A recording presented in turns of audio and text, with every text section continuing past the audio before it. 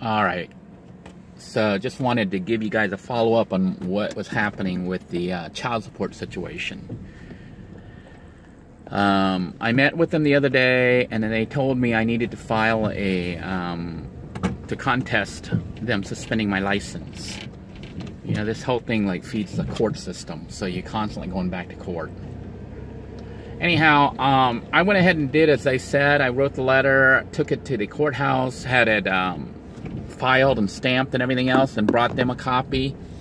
And then I talked to the guy, the clerk there, and said, what's going on with the payments? Because my daughter's like 18, you know, turned 18 recently, and payments were supposed to drop off, which they did, because they sent me a letter saying that they had reduced the payments, which you saw me rejoice a little bit, because it was a little bit of a breather, because the payments got cut in half. You know, everything from the payment and the arrears was cut in half, which would allow me to breathe and actually catch up instead of paying, like, you know, pretty much 85% of my wages. I would only have to pay about 45% of my income towards child support versus paying like up to 85% between child support and student loan garnishment. Well, anyhow, the clerk there looked into the records, and what the state has done is apparently, instead of just letting me pay one child and then pay the arrears percentage that had been calculated by the court, by the judge, you know, presented to the judge, and make that payment, the state has suddenly tacked on all the arrears payment to maximize the amount that they take in, which means they're still making me pay for two children, even though there's only one in the system. So what the clerk told me to do was to file another petition to appear before the judge to let them know, you know, what's up.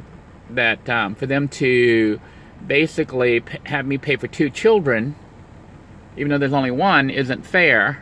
And the state's going to say, their argument's going to be that, well, we're only charging him child support for one child, but we're collecting the full amount for the arrears to have him pay for both children. So that is what's happening, and why suddenly my payments have doubled again, throwing me into this situation where now they're trying to suspend my license because they're saying I'm way behind, is what they're saying. The state of Florida is claiming. So it looks like I'm going to have to go back to court, file a petition, unless I get a decent job and can actually get caught up on the arrears payment. And he was suggesting I should just get a loan and, you know, pay off the arrears, and then the payments would drop down back to the payment of one child, which would be more manageable. The problem is the state of Florida, the Department of Revenue, have reported my credit because of the arrears, destroying my credit rating. So I can't even get a loan. You see how they work here, the state of Florida. When you fall behind because you lost a job or whatever, they file a credit report against you, and it knocks down your credit rating to the point where you cannot even get a loan of any type. You cannot even get a credit card or a loan. Then they want you to get a loan to make payments to them. And they want to take away your car and your registration and everything else and have you work and make these payments. It's like monkeys are running the show here, okay? So you want to take away the person's ability to make an income to pay you, and you destroy their ability to borrow money to catch up on the arrears, and you're punishing them for the arrears.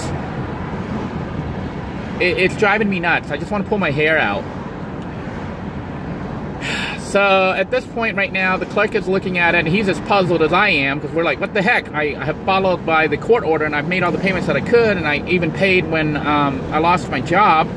I continued to take whatever money I had saved up and went and kept making payments. But because I wasn't paying the amount with the arrears, that's how they're trying to garnish my wage right now. I mean, my suspension right now. They're trying to push it through to get the suspension because I didn't catch up on my arrears, and they want to max out the amount of payments. So it's going to be another drawn-out court drama.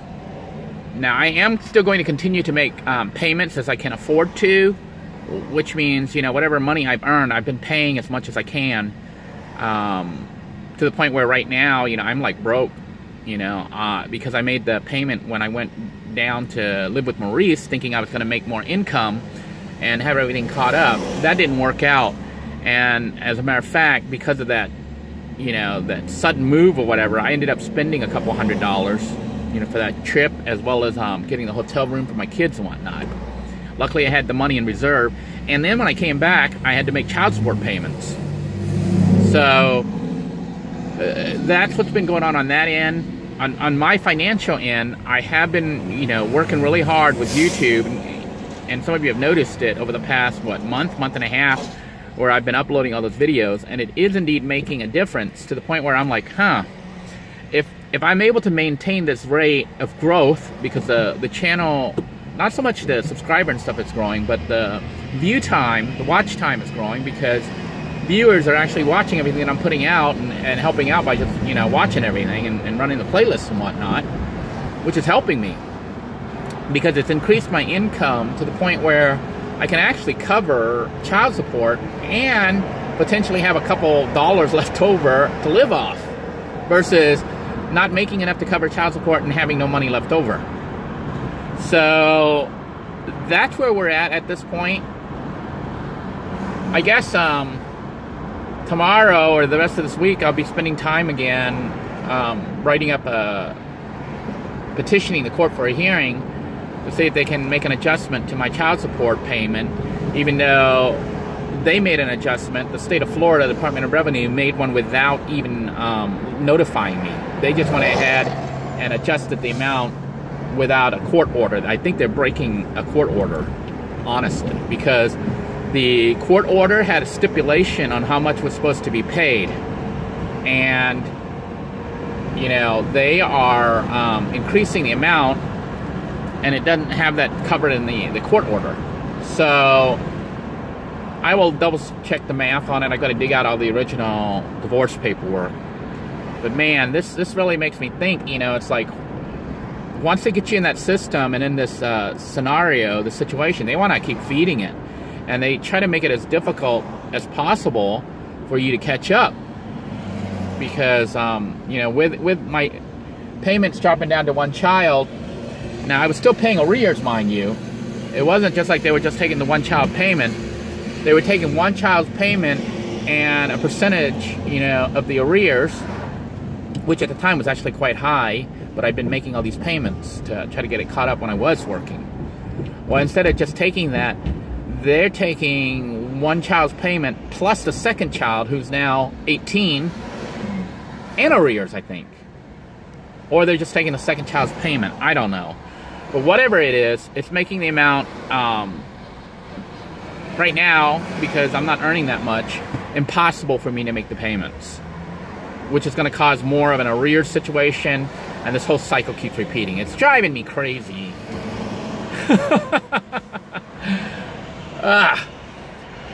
I pray, I hope you'll pray for me, that when I file the petition with the court, maybe I'll even show you all that, for those of you who haven't had to deal with this or may have to deal with this in the future.